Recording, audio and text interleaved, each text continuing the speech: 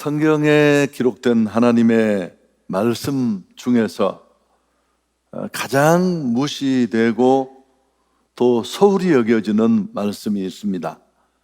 그 말씀은 다른 무엇이 아니라 기도에 관한 말씀입니다. 성경을 읽어보면 하나님은 수없이 기도하라, 기도하라, 기도하라 그렇게 권고하고 명령하고 있습니다. 오늘 본문에도 그렇잖아요. 구하라 받을 것이요, 찾으라 찾을 것이요, 두드리라 그러면 열릴 것이다. 이 말씀만이 아니라 정말 성경 전체는 기도하라는 말씀으로 도배가 되어 있습니다.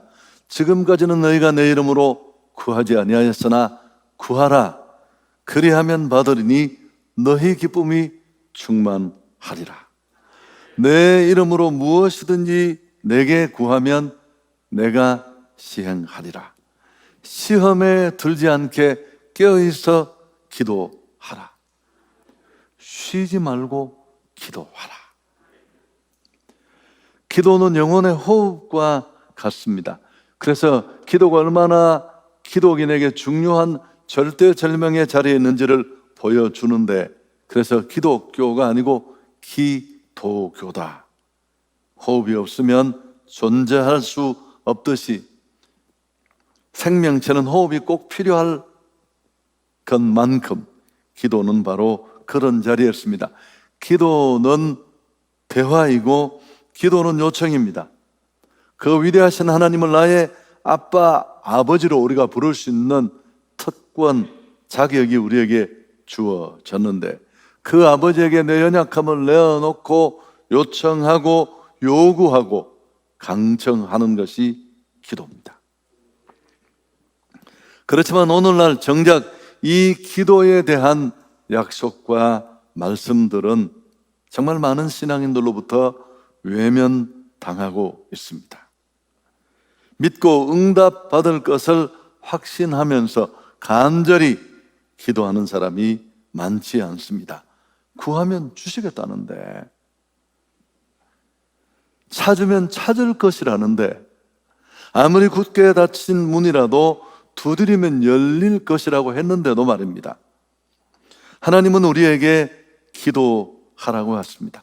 이건 선택이 아니고 명령이에요. 명령. 기도하면 들어주시겠다고 약속하셨습니다.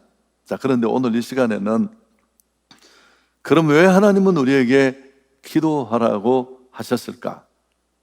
결핍과 부족의 상황 속에 언제나 처한 우리들을 더 풍성하고 부요하게 하시기 위해서도 그렇습니다만은 기도하지 않으면 우리에게 치명적인 결과가 옵니다. 이런 응답이 없을 뿐만 아니라 아주 심각한 병은 대부분 그렇듯이 자각 증세가 없잖아요. 그래서 이미 뭔가 문제가 생겼을 때 병원을 찾으면 돌이킬 수 없는 그런 결과에 이를 때가 많습니다. 기도하지 않으면 도대체 우리 삶에 어떤 일들이 일어날까 좀 오늘 뒤집어서 생각했으면 좋겠습니다. 첫째, 기도하지 않고 살면 삶이 무계획해집니다. 여러분, 예수 믿는 사람이 기도하지 않는 것은 여러 가지 의미가 있지만 좀 뒤집으면 자기 삶에 대한 구체적인 계획과 비전이 없다는 것과도 일맥상통합니다. 이건 아주 심각한 겁니다. 예수 믿지 않는 사람이 그렇다면 그건 이해할 수 있습니다. 출발도 끝도 모르니까. 그렇지만 예수 믿는다고 하면서도 살아계신 하나님을 나는 신뢰해 그렇게 말하면서도 기도하지 않고 산다는 건 뭘 의미할까요? 내 삶에 대한 계획이 없고 막연하고 기대가 부족하다는 뜻도 됩니다. 얼마나 많은 것들을 가지고 있고 어떤 환경에 처하고 기회가 얼마나 주어지고 중요합니다만은 무엇보다도 분명한 인생의 계획과 청사진이 있어야 합니다. 그래야 우리는 제한된 자원, 제한적인 시간을 집중하고 또 치밀하게 내 삶을 만들어 갈 수 있습니다. 그럴 때 사는 것이 낭비가 적고 또 후회 없는 그런 삶을 살 수 있습니다. 그렇지만 돌아보면 상당수의 사람들이 건성으로 사는 것을 알 수 있습니다. 좀 더 노골적인 표현을 동원하면 닥치는 대로 그냥 삽니다. 생각이나 계획, 기대 없이 막연한 바람만 가지고 있습니다. 열심히 하겠습니다. 좋은 일이 일어나겠죠. 최선을 다해야 되겠죠. 여러분, 이건 정말 너무너무 근거가 희박하고 변화와 개선을 만들기에는 매우 막연한 그런 표현들입니다. 여러분, 후회 없는 아름다운 인생을 건축하는 일은 쉽지 않습니다. 마치 그건 설계도 없이 집을 짓는 것만큼 어렵습니다. 도면 없이 집을 지을 수 있습니다. 기껏 해봐야 시시한 판잣집, 강아지 놓는 집, 이런 것 정도 외에는 없습니다. 규모가 있는 건축, 도면 없는, 설계 도면 없는 건축은 불가능해요. 상상도 할 수 없습니다. 아주 치밀하고 정교하게 그 분야의 정말 라이센스를 가진 건축사가 최종 결재를 하고 도면을 그렸는데도 막상 건축을 해보면 군데군데 빠진 게 많아요. 해본 사람 다 알아요. 여러분, 그게 그렇게 쉬운 일이 아니라는 뜻입니다. 예수 믿는 사람이 기도하지 않는다는 건 삶에 대한 계획이 없다는 뜻입니다. 비전이 없다는 뜻입니다. 인생을 막 살고 있다는 뜻이에요. 그래서 하나님은 우리에게 기도하라고 말씀하는데 계획이 있고 비전이 있어야 기도하죠. 근데 더 중요한 또 한 가지는 기도하면 어떻게 될까요? 나는 나의 꿈, 나의 계획을 가지고 기도실을 찾으면 하나님은 우리를 하나님의 계획과 연결시켜 주죠. 여러분, 이게 정말 기도의 축복이에요. 자, 두 번째, 기도하지 않으면 믿음이 없어집니다. 여러분, 믿음이 뭘까요? 내 한계를 인정하고 하나님의 크심을 인정하는 것입니다. 나는 질그릇과 같고 아무것도 아니고 능력의 모든 것은 하나님이 가지고 계신다. 이걸 아는 게 출발이에요. 그리고 그 하나님을 믿고 그 하나님을 의지하고 신뢰하는 것이 믿음입니다. 근데 예수를 믿는다고 말하면서도 고백은 했는데 기도하지 않고 산다는 게 어떤 의미일까요? 입으로는 주여 주여 하면서도 나는 실제로 당신 못 믿겠다. 정말 살아 계시는지. 아니, 이렇게 지구촌에 77억이 산다는데 기도하는 사람도 수천만 명이고 수억일 텐데 내 기도를 들을 수 있겠어?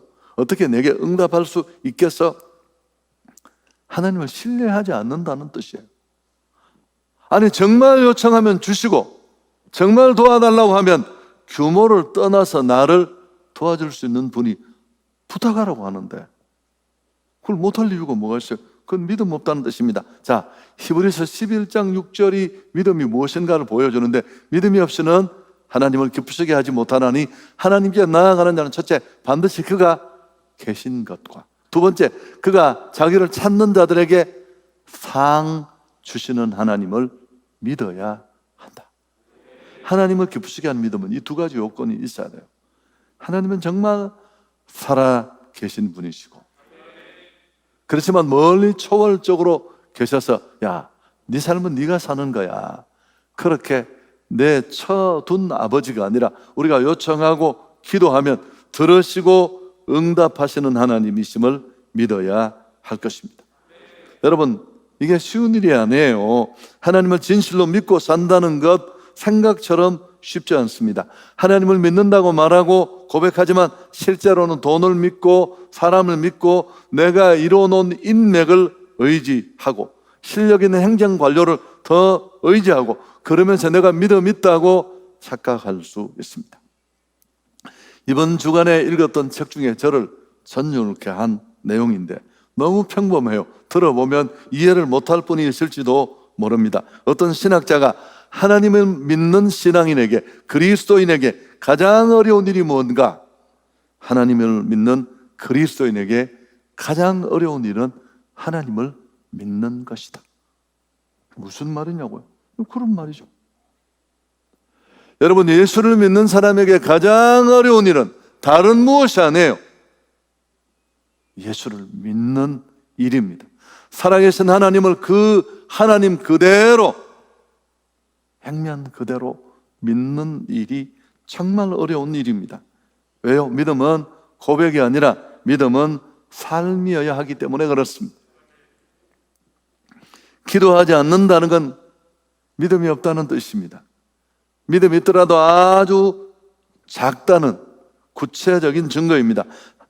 하나님은 우리가 믿음 없는 사람이 될 것을 염려하셔서 기도하라, 기도하라.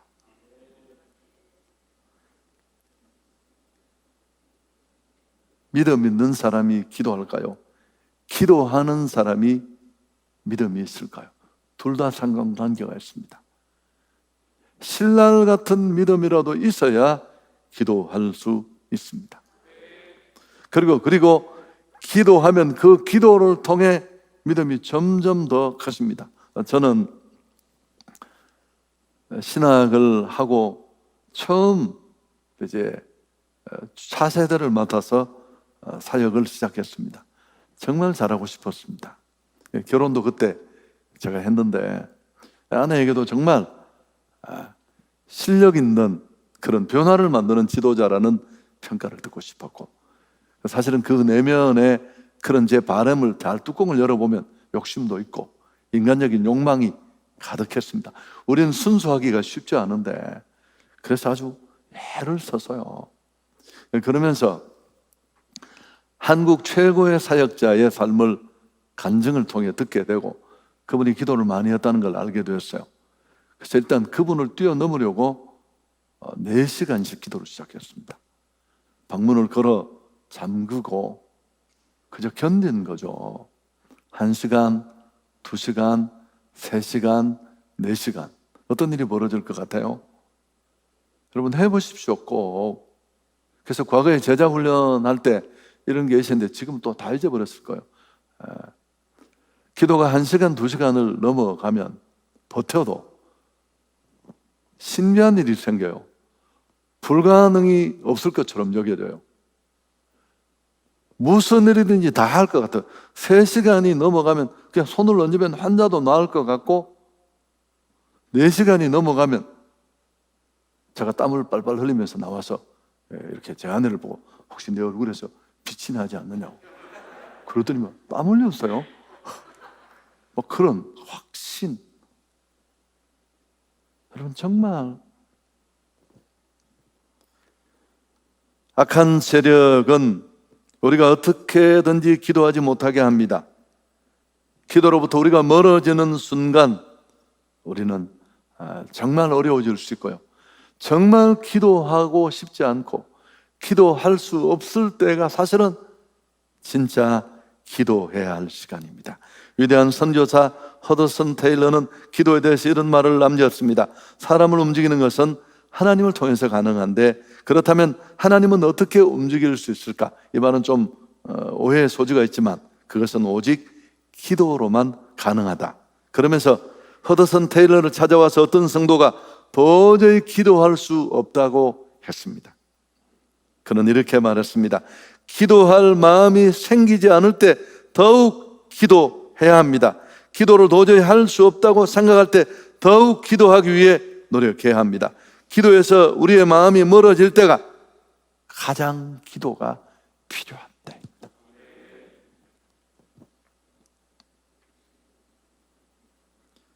자, 세 번째. 기도하면 믿음 있는 사람이 신랄 같은 믿음을 가지고라도 기도실을 들어가지만 기도를 시작하지만 그 기도를 하면 하나님의 임재, 하나님의 역사, 가슴의 확신으로 다가오던 실제 삶의 열매로 다가오던 너무너무 많은 일들이 일어납니다. 또 한 가지 같은 얘기일 수 있지만 기도하지 않으면 은혜가 사라집니다. 간증이 없어요. 여러분, 기독인으로 살다 보면 누구나 알게 되는 일이 있습니다. 실제로 기도하지 않아도 하나님은 필요한 많은 것들을 주세요. 이것도 육신의 아버지와 너무 비슷해요. 아침 주시고 학비 주시고 옷 주시고 이런 거 다 요구하지 않아도 아버지는 다 알았어. 필요한 것들을 아들에게 주세요. 그런데 기도하지 않으면 하나님이 정말 주실 수 없는 게 있습니다. 기도하지 않으면 하나님께서 정말 아무것도 주시지 않는다면 여러분, 우리는 기도할 겁니다. 그러나 기도하지 않아도 좋으신 하나님은 우리의 필요들을 대개 주시는데, 그러나 기도하지 않으면 절대 받을 수 없는 게 바로 은혜입니다. 은혜.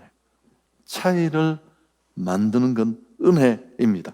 열심히 기도하고 응답 받으면 우리는 그것이 하나님의 은혜인 줄 알아요. 그러나 기도하지 않고 얻으면 우리는 그것이 은혜인 줄 몰라요. 우연이라고 착각합니다. 아니, 한 걸음 더 나가서 이런 일들이 깊어지고 많아지면 내가 잘나서라고 착각하는 겁니다. 그럼 그의 삶에는 은혜가 사라집니다.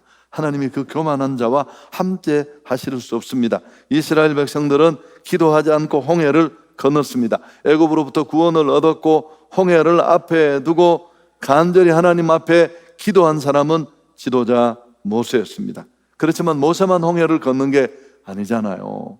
온 이스라엘이 전체가 함께 홍해를 건넜습니다. 처음에는 그들도 은혜라고 놀라운 일이라고 성경을 읽어보면 하나님을 찬양했습니다. 감사했습니다. 그런데 몇 날이 지나자 새까맣게 잊어버립니다. 홍해를 건널 때 신발에 묻은 흙이 여전히 남아 있을 텐데 마라의 쓴물이 나오자 바로 지도자를 공격하고 하나님을 원망합니다. 홍해를 건넌 백성이, 그 놀라운 기적을 경험한 그들이 그에 비하면 아무것도 아닌 이 마라의 쓴물 앞에 하나님을 외면합니다. 하나님의 능력을 신뢰하지 못합니다. 이유가 뭘까요? 기도하지 않고 건너서 그래요. 하나님의 은혜는, 충만한 하나님이 주시는 삶은 기도하는 자가 끝까지 누릴 수 있습니다. 기도하면 하나님은 반드시 응답해 주십니다. 여러분, 하나님을 빼버리면, 하나님의 개입을 내려놓으면, 제외시키면 설명할 수 없는 일들이 너무너무 많아요. 기도가 만든 기적인 줄 믿습니다. 설교 정리하겠습니다. 하나님은 우리에게 기도하라고 말씀합니다. 구하라, 찾으라, 두드리라, 열리고 찾고 얻을 것이다. 그렇지만 이 찬란한 약속의 말씀을 두고도 많은 사람들이 여전히 절망의 자리, 무너진 자리에 그냥 주저앉아 있습니다. 하늘아버지가 구하라고 하는데, 기도하라고 하는데 기도하지 않습니다. 많은 분들이 그러다가 다급해지면 그제서야 하나님께 매달립니다. 우리의 기도는 대부분 오늘 말씀한 이런 설교도와 같은 좋은 도면을 가진, 그런 창사전을 가진 기도가 아닙니다. 마음대로 살다가 문제 생기고 사고치고 돌이킬 수 없을 때, 그때 비로소 주의 전에 나가 부르짖고 도움을 구하는 그런 좀 가슴 아픈 기도들이죠. 물론 그때도 하나님은 우리의 기도를 들어주시고 응답해 주십니다. 그렇지만 오늘 기도는 하나님이 우리에게 말씀하는 것과 같은 이런 기도여야 합니다. 기도는 하나님이 자녀에게 주신 축복이고 특권이에요. 제가 강조하는 건데, 목사들이 맨날 기도하라 너무 많이 침튀기면서 얘기를 해서 성도들이 그 말을 들을 때마다 스트레스를 받는 거예요. 이게 의무고, 이게 무슨 부담이고. 여러분, 아닙니다. 그 대단한 아버지에게 내 한자나 스펙이나 자원을 초월해서 나가 아빠 아버지라고 부르면서 뭘 구하고 요청하고 제 계획이 이런데요, 한번 밀어주십시오. 축복이고 특권인 줄 믿습니다. 기도라는 명작을 남긴 앤드류 머레이는 그래서 이렇게 말했습니다. 하나님의 자녀는 기도로 모든 것을 정복할 수 있습니다. 그래서 사단이 하나님의 자녀들에게 이 무기를 빼앗거나 그것의 사용을 제지하려고 최선을 다하는 것은 전혀 이상한 일이 아닙니다. 그 대단한 아버지를 주고 맨날 혼자 코를 흘리면서 이것 막으면 이거 터지고 이것 막으면 저기 터지고. 자, 기도하지 않으면 어떻게 될까요? 여러분, 이렇게 한번 비유를 들어보면 어떨까요? 숨 쉬지 않으면, 호흡을 멈추면 어떻게 될까요? 다 죽습니다. 육신의 껍데기는 남아있을지 모르지만 하나님이 내 삶에 주실 수 있는 의미 있는 것들은 아무것도 없어요. 그냥 내가 살고 내가 힘들 뿐입니다. 그러나 기도하면 다 살아나게 될 줄 믿습니다. 지난 주간에 제가 코로나 1차 접종도 받아서 이게 은근히 힘듭니다. 뭐 별것 아닌 것 같은 뒤에서 누가 좀 당기는 것 같고, 뭐 열이 이렇게 싹 지나가면서 하여튼 이상해요. 설명하기는 참 어려운데 그 와중에 제가 이 내용을 말씀드릴 수 없습니다. 너무 힘든 일이 생겨서 딱 일을 저질러 놓고 생각을 해보니까 이게 보통 일이 아니라 제 인생에 정말 몇 손가락 안에 꼽을 대형 사고를 제가 치고 온 겁니다. 너무 겁이 나서 아내에게 얘기를 했더니만 어지간하면 놀라는 분이 아니거든요. 그래서 제가 안 놀라고 살았는데 주무시고 나면 괜찮지 않겠습니까? 하고 집에 갔는데, 집에 가니까 거실에 앉았다가 자기도 생각해보니까 진짜 큰일이래요. 그 이야기를 듣는 순간 더 공포가 몰려오기 시작하는데 제가 잠을 한숨도 못 잤어요. 밤새도록. 그러다가 어떻게 또 감기약을 하나 먹고 잠이 들었어요. 잠이 들어서 이제 새벽에 기도해야 되겠다 하고 새벽 기도 나와서 길지도 않지만 제가 기도를 했습니다. 하나님, 한 번만 잡아주십시오. 지켜주십시오. 여러분, 그 짧은 기도에 하나님이 응답을 하셨습니다. 상황은 바꿀 수도 없고 그 시간에 바뀌어지지도 않아요. 근데 항상 기도 응답은 어디부터 먼저 온다는? 마음에. 한나가 무자의 한을 품고 어떻게 그렇게 살았는데 분린 나라는 후처가 들어와서 정말 괴롭히니까 살 수가 없어요. 배수의 진을 치고 금식하며 성전에 올라가서 기도하지 않습니까? 하나님이 그 마음에 먼저 응답을 주셨거든요. 사무엘은 그 뒤에 나왔고 제 마음에 응답이 왔어요. 상황이 어떻든 간에 문제가 되지 않는다라는 응답. 그러니까 그 고민의 한 80%가 다 날아갔어요. 아침을 맛있게 먹고 점심을 먹고 잠깐 이렇게 앉았는데 어떤 생각이 하나 딱 떠오르는 겁니다. 그 생각을 가지고 그 상황을 다시 봤더니만 그게 아닌 거예요. 전화를 하고 확인을 했더니만 제가 말씀을 드리지 못해서 죄송한데 제가 비교적 제대로 했더라고요. 그러니까 마음에 막 평화가 몰려오는데 제가 그렇게 며칠을 버텼다면 아마 내가 생병 앓다가 죽었을 수도 있어요. 수없이 많이 목회를 하면서 삶을 살면서 경험했지만 또 한 번 기도가 얼마나, 여러분, 하나님이 언제나 그렇게 1시간 만에 하루 만에 응답하시지는 않습니다만 제 상황이 원체 다급했으니까 그래서 또 한 번 기도의 축복을 경험할 수 있었습니다.